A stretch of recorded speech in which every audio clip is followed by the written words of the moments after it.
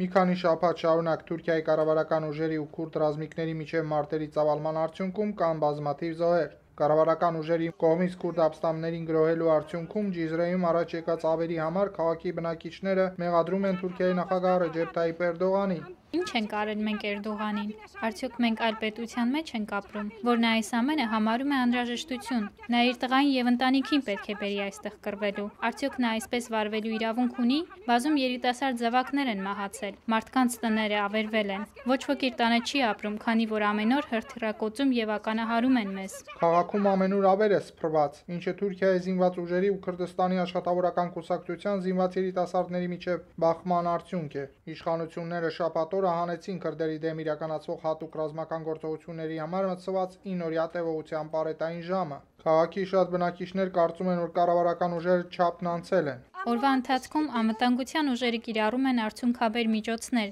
գիշերով գնդակոծում ու ականահարում մեզ։ Ուր է արդարությունը։ Մենք չենք ուզում Էրդողանի արդարությունը, ինչ որ տեղի է ունենում ավելի վատ է, քան 1990-ականներին։ Թուրքիայի վարչապետ Ահմեդ Դավութօղլուն ոչ մի զղջում չի արտահայտել նման գործելակերպի առիթով, փոխարենը մեղադրելով քուրդ զինյալներին։ Ոմանք քաղաքում նշում են, որ 25 քաղաքացիական անձինք սպանվել են այս շաբաթվա մարտերում, այդ թվում կանայք եւ երեխաներ։ Սակայն քաղաքում իշխանություն վերցրած քուրդ քաղաքական գործիչները կարծում են, որ դեռ վաղ է խոսել զոհերի վերջնական թվի մասին։ Մենք խստորեն պատժելու ենք նրանց, ովքեր փորձում են խաթարել խաղաղությունը եւ անհանգստացնել մեր քաղաքացիներին ու ներքաշել Թուրքիան քաոսի մեջ։ Նրանց կենտրոնակայանները հյուսիսային Իրաքում են եւ յուրաքանչյուր վայր Թուրքիայում, որը նրանց հավաքատեղի կդառնա, կսրբվի Թուրքիայի բանակի ռազմարշավով։ Պաշարված քաղաքում զգացվում է պարենի ու խմելու ջրի պակաս։ Բազմաթիվ բնակիչներ նշում են, որ դժվար է տեղաշարժվել քաղաքում։ Տիգրան Մարտիրոսյան, Ամերիկայի ձայն, Վաշինգտոնից։